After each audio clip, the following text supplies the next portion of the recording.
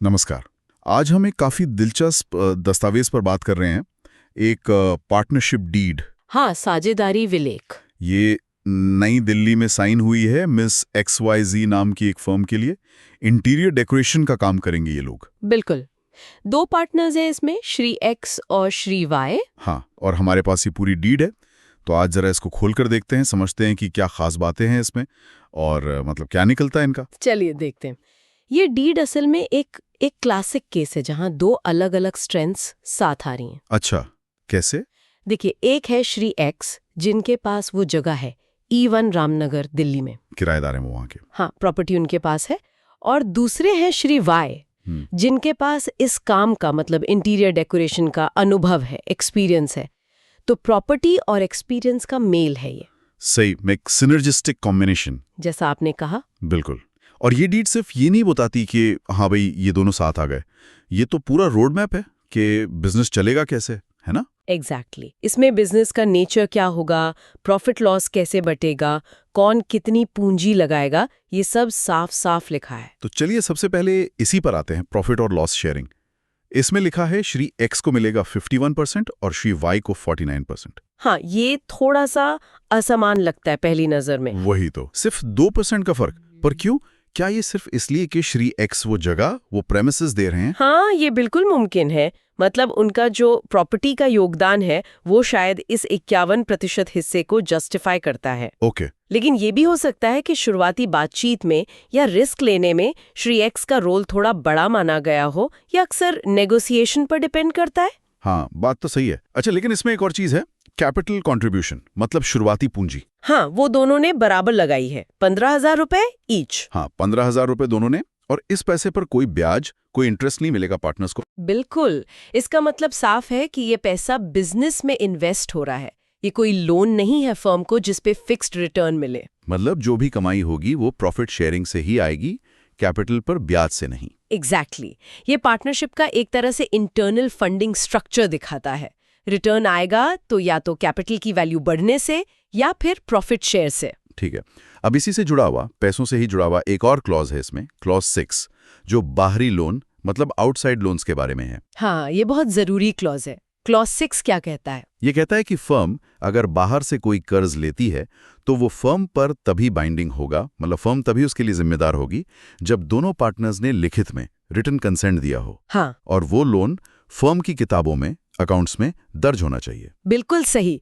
ये बहुत क्रिटिकल है। सोचिए, अगर ऐसा न हो तो कोई एक पार्टनर जाके फर्म के नाम पर लोन ले सकता है ना? हाँ, और फर्म फंस जाएगी। ये क्लॉज फर्म को ऐसे अनअप्रूव्ड मतलब अनधिकृत कर्जों से बचाता है।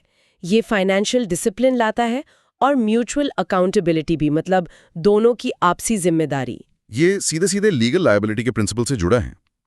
फर्म सिर्फ उन्हीं कर्जों के लिए जिम्मेदार हैं जो तय तरीके से लिए गए हों। और इसी ट्रांसपेरेंसी मतलब पारदर्शिता को बनाए रखने के लिए क्लॉज 11 भी है। क्लॉज 11, हाँ, ये कहता है कि फर्म के जो खाते हैं, जो बुक्स ऑफ अकाउंट्स हैं, वो हमेशा पार्टनर्स के इंस्पेक्शन के लिए, मतलब जांच के लिए खुले रहेंगे। सही कहा।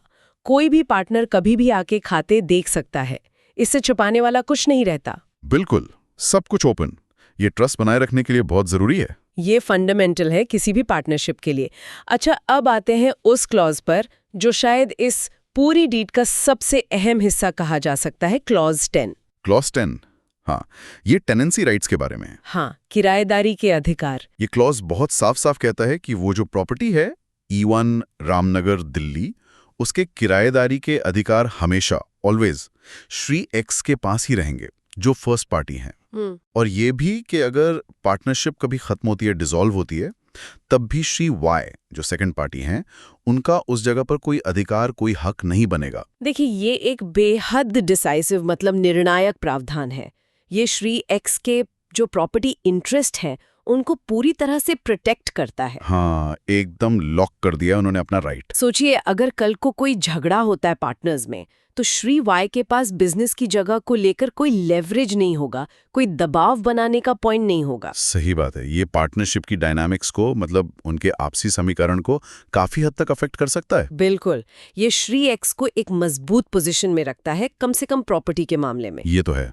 अच्छा, इसमें एक नॉन कम्पीट क्लॉज भी है, क्लॉज 15। हाँ, नॉन कम्पीट, ये भी काफी स्टैंडर्ड होता है पार्टनरशिप डीड्स में। ये क्या कहता है कि पार्टनर्स जब तक ये साझेदारी चल रही है तब तक इसी तरह का, मतलब इंटीरियर डेकोरेशन का या इससे मिलता जुलता कोई दूसरा कॉम्पिटिटिव बिजनेस नहीं कर सकते। हाँ, ये लॉयल्टी सुनिश्चित करने के लिए होता है।